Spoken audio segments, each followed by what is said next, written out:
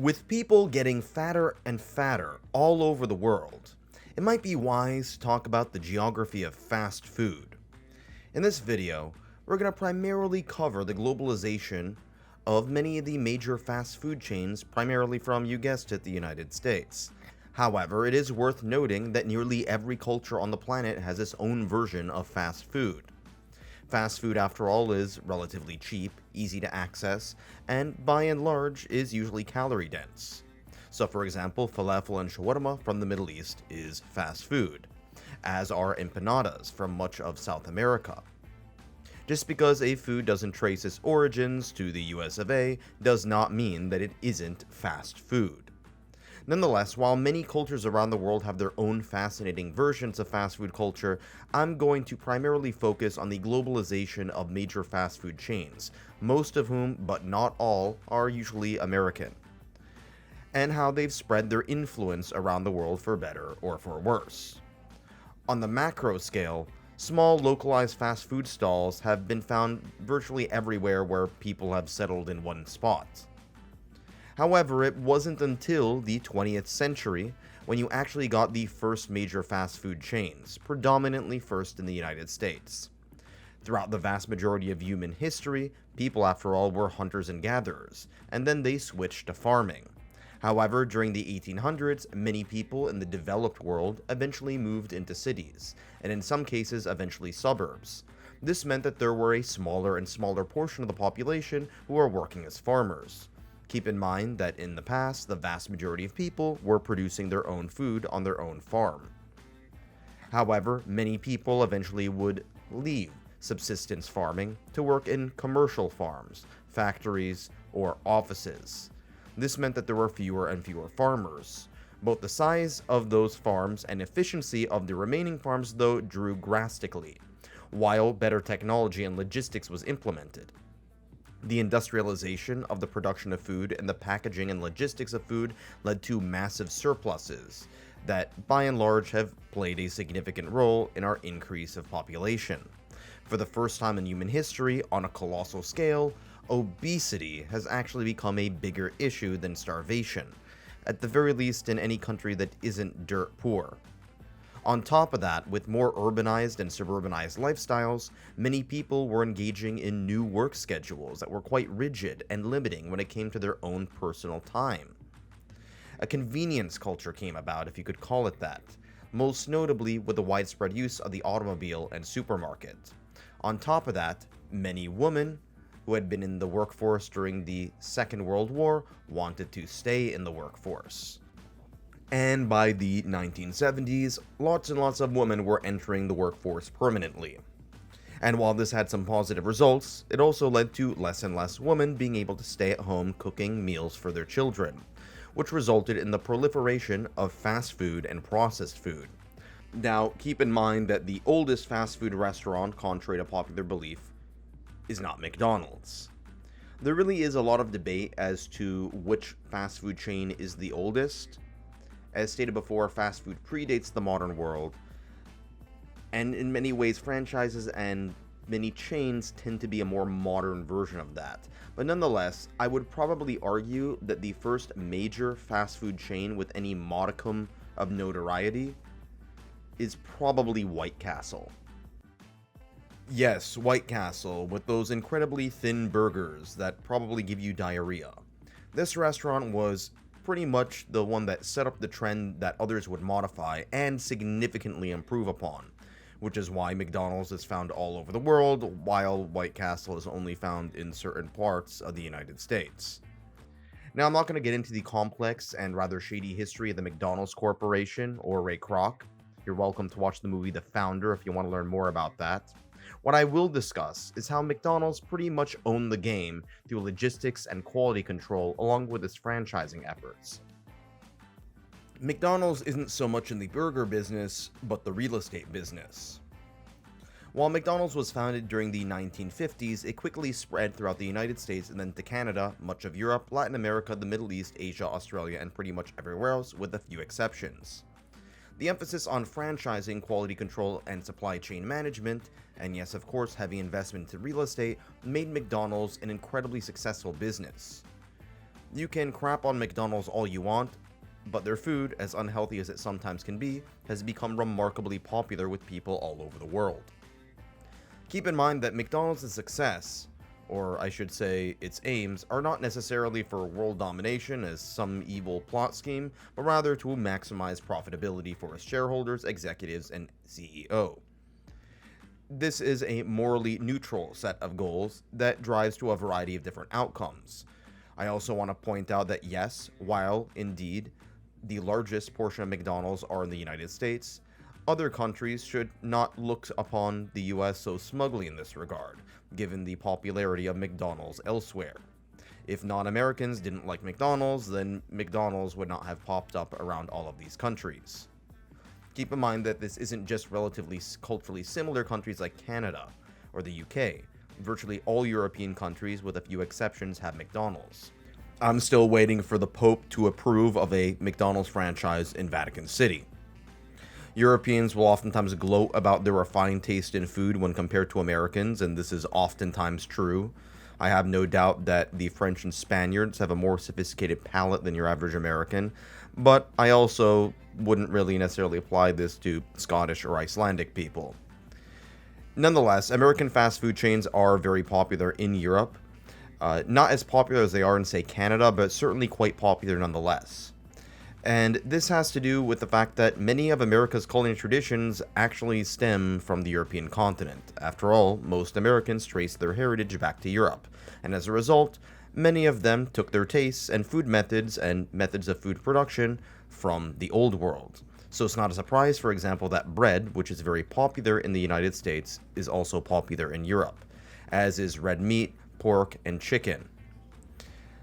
This is in contrast to, say, much of East Asia, where rice tends to be the most popular form of starch, and certain other cultures where beef or pork may not be as common, or may even be prohibited. The only major European countries that don't have McDonald's chains are Russia and a handful of its satellite states like Belarus. Both of these countries used to have McDonald's chains. In fact, some McDonald's chains opened up during the last few years under the Soviet Union, but during the 1980s, after Gorbachev instituted economic reforms, McDonald's, along with other chains, most notably Pizza Hut, moved to Russia. Here's an iconic photo of Soviet citizens lined up in front of the first McDonald's, a sign of the coming capitalism that would take over the country. It's quite amusing to see lineups at McDonald's, an icon of capitalism, abundance, and excess, with the lineups at Soviet supermarkets, which were oftentimes fraught with inefficiency and poverty. However, when Russia invaded Ukraine in 2022, this led to the closing down of many fast food chains in Russia. As a result of this, you see these quasi-knockoff chains pop up all around Russia and its allies, with almost the same menu items, but they're not being corrupted by the evil Western burger propagandists. McDonald's chains have also spread rapidly to other parts of the world, such as Latin America and the Middle East. In the Middle East, there's also a highly source of reliance on bread as a form of carbohydrates, albeit the bread is usually unleavened and flat. They also tend to eat a lot of red meat, however they don't eat pork. This is why McDonald's is very popular in the Middle East. But don't expect the McRib here or any pork bacon on burgers. On top of that, there has also been a rapid increase of wealth in many of the Gulf states like Saudi Arabia, the UAE, and Kuwait. This, along with rapid suburbanization, car-centric cities, and very hot summers that prohibit people from exercise, along with cultures where alcohol is either prohibited or highly regulated, and along with a culture that tends to have women covered up, results in very high obesity rates. It's worth noting that whenever McDonald's goes to a new part of the world, it tries to incorporate flavors that the people of that particular area find particularly tasty. For example, in McDonald's, in the Middle East, you have McArabia. In Middle Eastern countries, they will have a patty, usually made up of chicken, served with flatbread, quite reminiscent of many of the sandwiches that are native to the region. This shows that it's not simply a unidirectional Americanization of culture, but oftentimes a form of Americana that ends up getting influenced by the cultures it exists in. Another part of the world where McDonald's has been very successful in is Australia and New Zealand. Both of these are Western countries that are Anglophone and have deep historical ties with the United States and other English-speaking countries, so it's not a surprise that they would have the same sort of foods. In Australia, McDonald's is oftentimes called Macca's, which I'm mispronouncing, but nonetheless it's become a beloved American import, although they tend to add beets in their burgers, which I find somewhat revolting. Putting that aside, let's move on to the Indian subcontinent. While not super popular in India, the country does have a growing middle class and is part of a more globalized economy, hence more demand for fast food. Now obviously, due to Hindu restrictions on consuming beef, the Maharaja Mac and other menu items tend to have chicken or lamb or other vegetarian options to substitute for beef. In parts of East Asia, there's also a widespread rise of McDonald's as well. However, it hasn't been as popular as other fast food chains such as KFC, which I'll delve in a little later in the video. This is because many Asian diets, or more specifically East Asian diets, aren't necessarily anti-fatty food, but by and large tend to prefer chicken meat rather than beef. The region that has probably seen the least amount of McDonald's is, unsurprisingly, Sub-Saharan Africa. There's a reason why fast food chains have become very popular in places like Canada, Italy, and South Korea, but not so much in, say, Angola or the Congo. On top of that, instability of these countries has made it difficult to do business. As much of the African continent, nonetheless, increases relatively in terms of wealth, I wouldn't be surprised if we see the proliferation of McDonald's and other fast food chains on the African continent. After all, in many of these countries like Kenya, it's quite common to eat beef in inland areas. Aside from that, the only other major regions of the world that don't have McDonald's are usually countries with either very small populations, are very remote, or countries that are very adversarial to the current Western-led economic order. For example, the country of Iran does not have any McDonald's at the moment, even though it used to. Having a McDonald's is, in a way, a sign of being part of the economic and geopolitical order. It means that you are open enough of an economy to bring McDonald's and wealthy enough to have people buy it, even though by the standards of the developed world, that wouldn't make you wealthy. This is a sign of economic integration around the globe, in many ways symbolized by the Big Mac. It's not a surprise that Russia, Syria, Iran, and North Korea do not have any McDonald's, in sharp contrast to the vast majority of other countries. There's a term called the democracy peace theory, the idea that democracies don't go to war with other democracies. I think a more accurate version of this statement is that democracies are less likely to go to war with other democracies. However, there have been some exceptions. Nonetheless, the term was parodied by the McDonald's peace theory. This is an idea that no two countries with McDonald's have ever been at war with each other. And when this concept was coined, it was actually true. However, it eventually became untrue in 2008 when Russia invaded Georgia. At the time, both countries had a McDonald's. However, aside from that, by and large, it is true. Countries that have McDonald's almost never go to war with other countries that have McDonald's.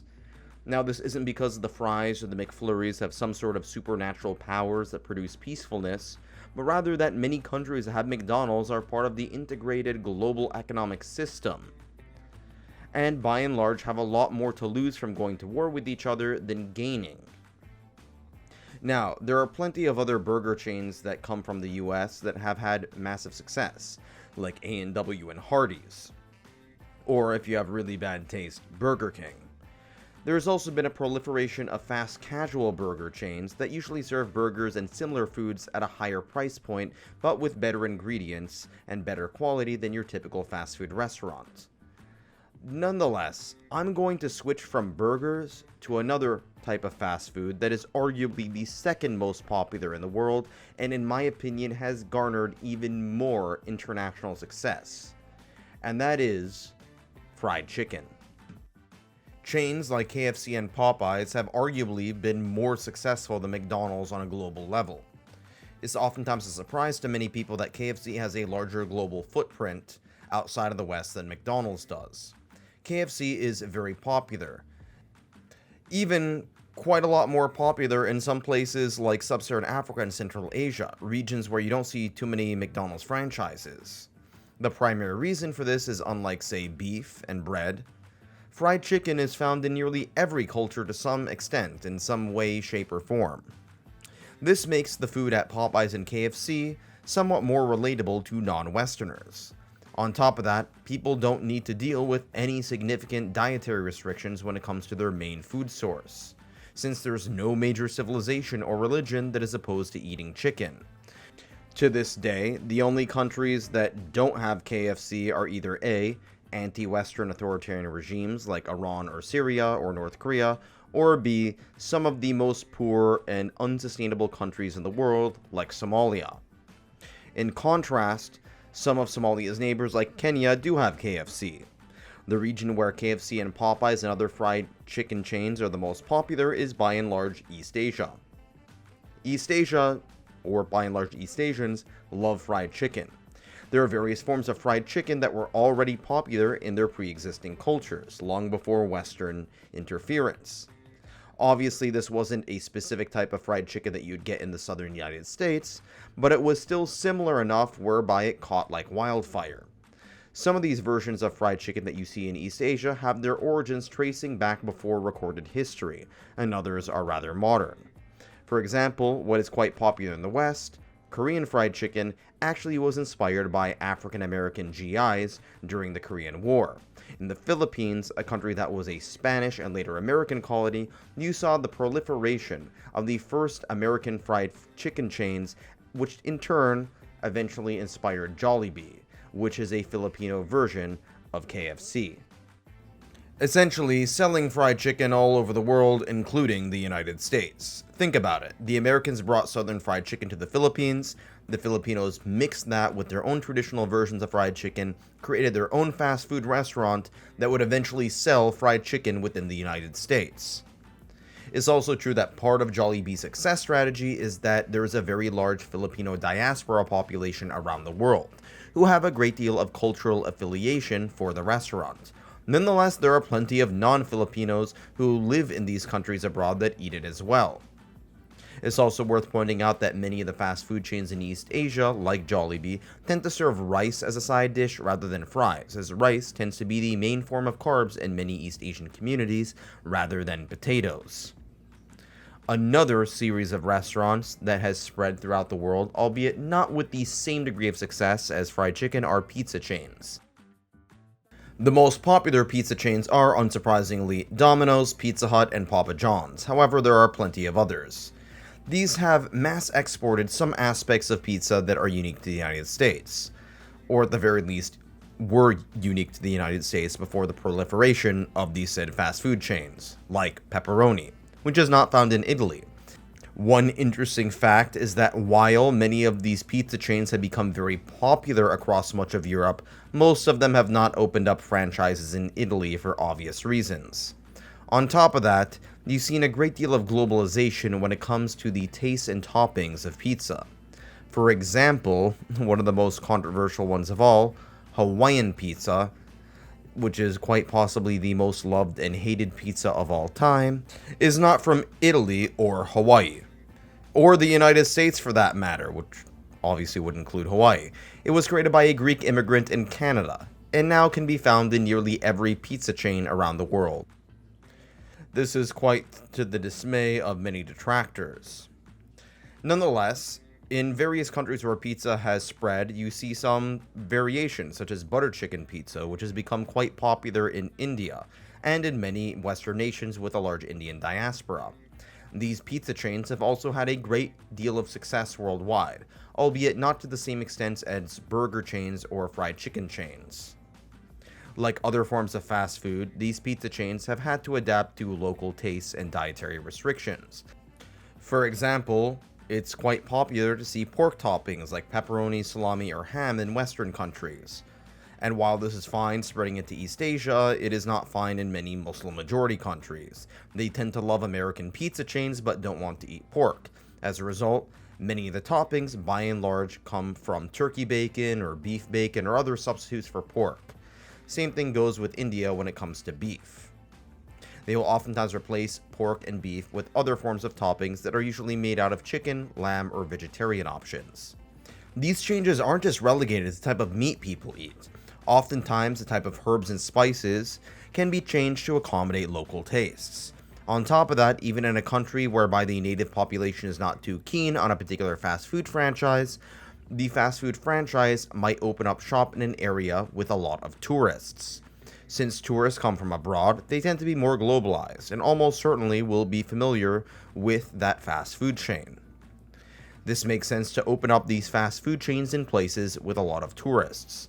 Oftentimes, a lot of these fast food franchises and corporations will open up shop in a tourist area to test the waters. If it works well in a big tourist area, it will most likely work well around the country to some degree. And if it fails, then there's no point of bothering anymore. So let's move on to another major type of fast food chain, in my opinion, one that is quite an insult to its original place, Taco Bell. Taco Bell is not from Mexico, obviously, it's from the United States. Nonetheless, surprisingly enough, it actually is quite popular in parts of Latin America outside of Mexico. However, it hasn't seen the same degree of success as other major franchises. For example, the first Taco Bell in the UAE opened up in Dubai, but eventually closed down, despite the fact that Dubai has the highest density of restaurants in the world, and is oftentimes used as a measuring stick to see how successful an American franchise can be abroad. Funny enough, Taco Bell is found in the Indo-Pacific region and much of Asia. I couldn't really find any interesting information about this though, but I'd be interested in talking to people from any of these countries, like say Indonesia or China, wondering what they thought of a food that was pretending to be Mexican but was actually from the United States in East Asia. There are so many cultural layers of this that are incredibly interesting. The last segment will cover the coffee and donut chains like Starbucks and Dunkin' Donuts. Now, obviously, there's a great deal of variation between these sorts of franchises in terms of their status. For example, Dunkin' Donuts is oftentimes associated with people who just want some deep-fried dough and coffee on the run, versus people who go to Starbucks who want to write poetry at the shop while spending their money on overpriced coffee. Nonetheless, given how busy the post-industrial world is and how demanding our careers and family lives can be, and how digitized and atomized our society has become, it's not a surprise that there is a great deal of value placed on convenience, and a lot of value placed on caffeine, as well as calorie-dense portable foods like donuts and muffins. This is the primary reason why Dunkin' Donuts, Starbucks, and others are so popular. When I was in undergrad in university, there was a student doing his PhD thesis on the history of donuts in Canada. And at first I thought this was rather stupid, but after reading parts of the thesis, I realized that it wasn't really about donuts. It was about understanding the consumer culture of the country. Canadians eat more donuts than virtually any people on the planet per pound. And it's not a surprise that they would produce one of the most iconic franchises, Tim Hortons. A famous franchise founded by a former hockey player that has become an icon of Canadiana. It has spread not only into the United States, but also other countries like the UK, Mexico, and the UAE, and even China. The rise of Tim Hortons, along with Jollibee and others, shows us that international fast food chains outside of the United States can have success stories. It's not simply an American phenomenon. With more and more global economies becoming post-industrial, and more people working in offices and retail, I think that we will see a massive proliferation of coffee and donut chain stores around the world. And there you have it. That's the geography of fast food chains around the globe. If you like this video or really just feel sorry for me, then please hit the subscribe button. I'm making more content and I'm looking forward to seeing all you guys watch it. Goodbye and try not to die of a heart attack.